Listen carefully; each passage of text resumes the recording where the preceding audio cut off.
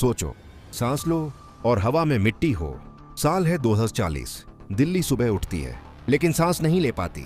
धुआं नहीं, रेत, हर तरफ मिट्टी। इमारतें धीरे धीरे गायब हो रही हैं। गाड़ियां रेत में दबी पड़ी हैं। दोपहर में भी सूरज दिखाई नहीं देता। ये कोई फिल्म का सीन नहीं है, यह एक चेतावनी है, क्योंकि उत्तर भारत को बचाने वाली एक पुरानी दीवार तोड़ी जा रही है। पत्थर पत्थर के बाद, सिर्फ पैसों के लिए। इस दीवार का नाम है अरावली पर्वतमाला, हिमालय से भी पुरानी और आज मौत के कगार पर। और जब अरावली खत्म होगी, दिल्ली सिर्फ ज्यादा गर्म नहीं होगी, दिल्ली एक रेगिस्तान बन जाएगी। अरावली सिर्फ पहाड़ नहीं है, ये जलवायु के पहरेदार है। गुजरात से लेकर दिल्ली तक 800 किलोमीटर से ज्यादा लंबी एक प्राकृतिक ढाल। ये थर रेगिस्तान को रोकती है, रेत के तूफानों को धीमा करती है, जमीन के नीचे पानी को पकड़ कर रखती है। ये तय करती है कि जंगल कहाँ रहेंगे और रेगिस्तान कहाँ रुकेगा। अगर यह ढाल गिर गई तो थार राजस्थान तक सीमित नहीं रहेगा, वह बढ़ेगा पूरब की ओर, हरियाणा में घुसेगा, दिल्ली में घुसेगा और फिर तुम्हारी सांसों में। वैज्ञानिक सालों से चेतावनी दे रहे हैं, यह नुकसान वापस नहीं पलटा जा सकता। मतलब एक बार गया तो वापस नहीं आएगा, कभी नहीं। तो सवाल यह है, अरावली बर्बाद कैसे हो रही है? जवाब डराने वाला है, सिर्फ एक परिभाषा की वजह से। 100 मीटर नियम। कानून ने कहा सिर्फ वही जमीन अरावली मानी जाएगी जो 100 मीटर से ज्यादा ऊंची हो। सुनने में सामान्य लगता है, तकनीकी लगता है, लेकिन सच्चाई ये है, ज्यादातर अरावली पहाड़ बहुत पुराने हैं, हजारों साल पुराने। वे घिस चुके हैं। उनकी ऊंची चोटियां नहीं हैं, वे चौड़ाई में फैले हुए हैं और ऊंचाई में 100 मीटर से कम।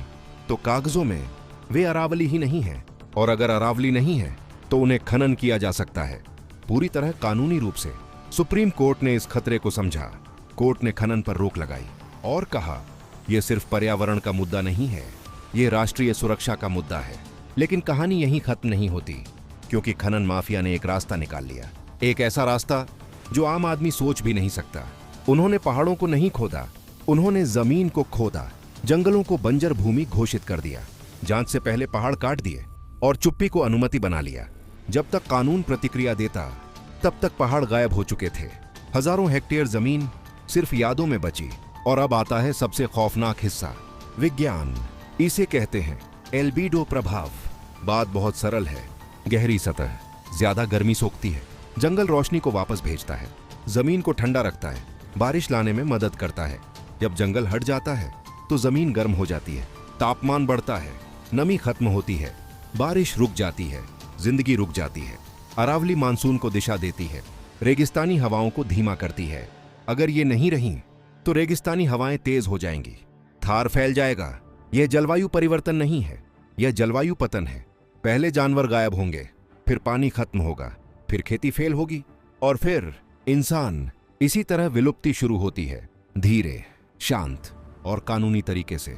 अगर तुम सोच रहे हो कि यह सब दूर का भविष्य है, तो ध्यान से देखो। दिल्ली पहले ही भीषण गर्मी झेल रही है, भूजल हर साल नीचे जा रहा है, हवा पहले ही झर बन चुकी है।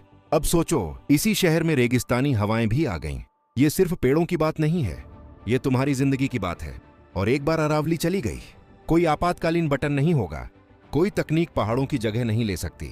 यह कहानी दबाई जा रही है, बिल्कुल वैसे ही जैसे पहाड़ दबाए जा रहे हैं। अगर तुम ये सुन रहे हो तो तुम सिस्टम का हिस्सा नहीं हो, तुम सवाल हो।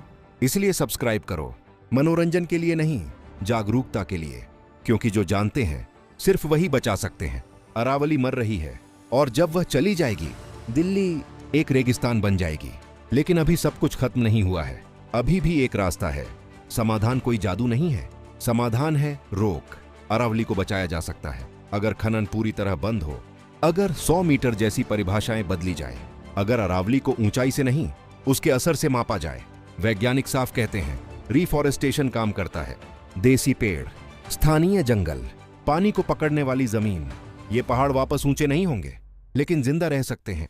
और सबसे जरूरी बात, चुप्पी तोड़ना, क्योंकि सिस्टम शोर से नहीं डरता, सिस्टम सवालों से डरता है।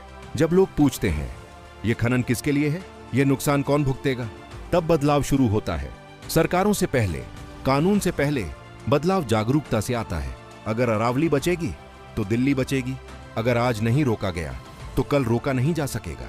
यह आखिरी चेतावनी नहीं है, यह आखिरी मौका है। अरावली अभी जिंदा है और जब तक जिंदा है उसे बचाया जा सकता है। अगर यह वीडियो आपको सोचने पर मजबूर करता है तो इसे लाइक कीजिए। अगर आपको लगता है कि यह सच दबाया जा रहा है तो इसे शेयर कीजिए। और अगर आप चाहते हैं कि ऐसी कहानियां खामोशी में मर न जाए तो चैनल को सब्सक्राइब कीजिए। नीचे कमेंट में लिखिए आप क्या सोचते हैं, क्योंकि बदलाव शोर से नहीं, सवालों से शुरू होता है। तब तक के लिए जय हिंद, वंदे मातरम।